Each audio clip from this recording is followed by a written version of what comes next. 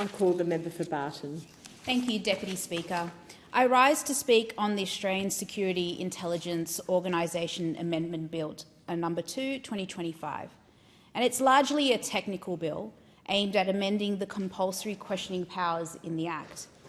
At its core, this bill is about making sure our intelligence laws keep pace with the world around us, a world that is quickly changing, with new threats emerging, extremism on the rise. These changes are not theoretical. They reflect the real pressures our security agencies are dealing with every single day. I want to expand on the context during the speech, while also explaining what this means to the role of being a local MP. Because while enhancing ASIO's powers is essential, we as elected members must also provide a responsible, reliable and empathetic connection between our constituents and the House. Security laws alone do not keep this country safe. Trust, social cohesion and a sense of belonging do that. That is how we combat distrust in government and reduce the appeal of extremism. Without this work at the community level, we make the task of our security agencies, law enforcement and judiciary harder, and we jeopardise the safety of our constituents. It is a duty that goes to the core of a local member's work and one that I do take very seriously. First, I would like to place these reforms within the security environment we find ourselves in. Mike Burgess, the Director General of ASIO, has said that Australia has entered a period of, quote, strategic surprise and security fragility, end quote. He made these comments in February last year. In plain terms, what he's telling us is that the world has become more unpredictable, more volatile, and less forgiving of complacency. The threats we face are not always obvious, and they do not always look like the threats of the past. He went on to say that this fragility is underlined by eroding social cohesion, declining trust in institutions, and a plague of misinformation and conspiracy. These are not abstract concepts.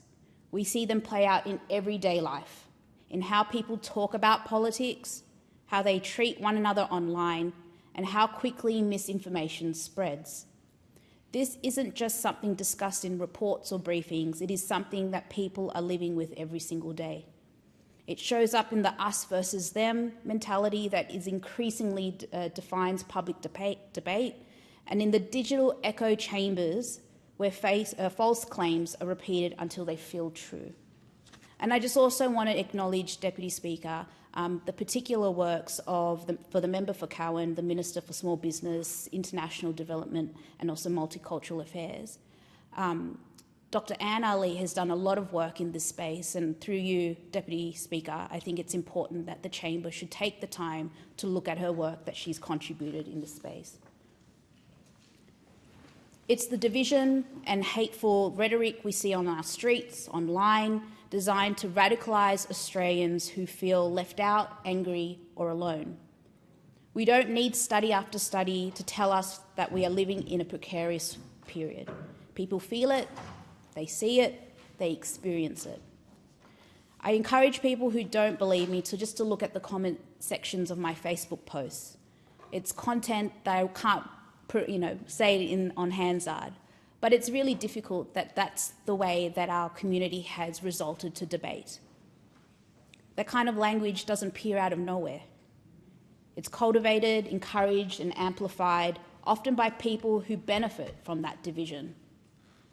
And since that day, many Australians have told me they feel a heightened sense of fear and vulnerability, not just in the Jewish communities, but across the board. Because when I began writing this speech, before the Bondi massacre on December 14th, we knew that we were living in a dangerous context, but the horror and the evil that unfolded on that day is something that many of us could not have imagined. It was anti-Semitism, a vile hatred that motivated such an attack. And in the aftermath, many Australians feel that hatred and insecurity all around them. I'm particularly concerned by the amount of young people being radicalised in online spaces and ASIO has warned that this will only increase. In ASIO's submissions to the Parliamentary Joint Committee on Intelligence and Security, they note that in 2020, a third of their counter-terrorism caseload involved minors. This was aggravated by an increased amount of time spent online during COVID-19 pandemic. Burgess has said that this cohort is overwhelmingly male, largely Australian-born, and drawn together not by a single ideology, but by a fascination with violence. That detail matters because it challenges some easy but incorrect narratives. And I'm not repeating these facts to lay blame. Rather, they show that claims about imported violence are often themselves a symptom of radicalisation, not a reflection of reality. Our young people are being targeted at one of the most vulnerable times in their lives. They're being told that their loneliness, frustration, and a lack of opportunity is the fault of a neighbour, a migrant, or a minority group. In truth, the threat is often far closer to home. It is the anonymous online forum that rewards outrage. It's the algorithm that promotes the most extreme content because it captures attention. It is the replacement of real human connection with constant exposure to anger and fear. This is why measures like the social media ban matters. They recognise that what happens online has very real consequences offline, especially for developing minds. As parliamentarians, we see this evolving context play out in our communities. And yet I also hear something else from constituents. How lucky they feel to live in this country and how strongly they want it to remain safe and a welcoming country. There are two parts to that task. The first is passing legislation like this bill before us and the anti-hate legislation that was passed a fortnight ago. The second part is less visible, but just as important. We must ensure we are playing proactive, constructive roles in our communities. Being an MP does not just mean turning up to presentations or events, while I do enjoy that. It means connecting with all these groups, these families, religious groups across the electorates, and providing them with effective, efficient connection to government. It's a role that I'm very much humbled to be able to do and proud to play a part in. It is about consistent, genuine engagement. It means speaking with people one-on-one, explaining decisions early, listening seriously to their concerns. Populism connects with people because it speaks directly and plainly. And we can do the same, without the fear, without the division or extremism that often accompanies it. If we do not, we risk increasing the likelihood that extraordinary powers are needed more often. We want ASIO to have the powers we want ASIO to have the powers it needs to keep Australians safe. And we want those powers to be used carefully, proportionately, and only when necessary. To make that possible, we as MPs must do our part. So in a similar vein, let me explain the amendments that are before us. ASIO has a compulsory questioning warrants framework under the Act. They were first introduced by the Howard government in 2003 as temporary measures, and these compulsory questioning powers are a valuable intelligence collection tool to protect Australians from threats to their security. The clauses in question have been used sparingly, but continuously over successive governments. They originally temporary, the sunset clause on these provisions have been extended 5 times. Each time they have been subject to multiple parliamentary and independent reviews. These amendments remove the sunset clause and make the regime permanent. By making them permanent, we are formalising an already regular practice and in turn providing certainty and clarity to our security organisations. As it stands, there are only 3 grounds upon which an adult can be questioned. These grounds are if the adult has engaged in espionage, politically motivated violence, or acts of foreign interference. It covers where these acts are directed or committed in Australia or not.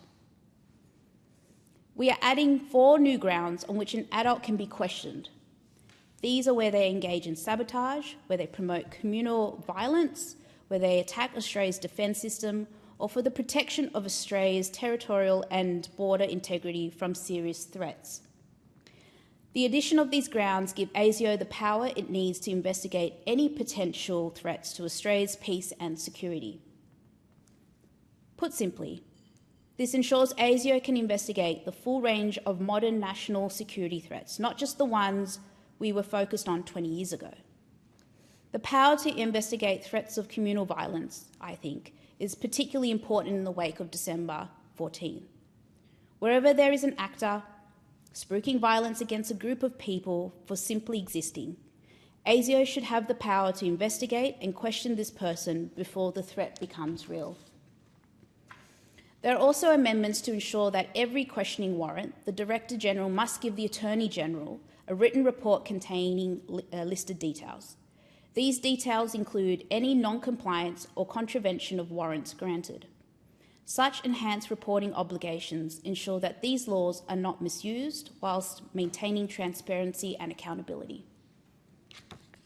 A prescribed authority is a person appointed by the Attorney-General under subsection 34AD, subsection 1 of the ASIO Act. They play a crucial role in ensuring compliance with the law and protecting the rights of the person being questioned. Eligible persons are former judges who had served on a superior court for at least 5 years, the current president or deputy president of the ART, or a senior counsellor, like a barrister, who has been enrolled as a legal practitioner for at least 10 years and holds a current practising certificate. These amendments expand the list of persons who are not eligible to be prescribed authority. It does so to make sure anyone with a conflict of interest cannot act in this role. They include members of the Defence Force, APS employees, or a public service agency head, members of Parliament, the Director of Public Prosecutions, or Solicitor Generals. They also propose grounds where the Attorney-General may or must terminate the term of the person serving in that role. This bill reflects the reality of security environment Australia is now facing. It acknowledges the threats have evolved, that extremism is adapting, and that our legal framework must do the same. At the same time, it reinforces the principle that strong security powers must sit alongside strong safeguards, oversight and accountability. And it reminds us that laws alone are not enough. As parliamentarians, we must continue to build trust, strengthen social cohesion, and ensure people are heard, supported and included. That is how we reduce the conditions in which extremism thrives.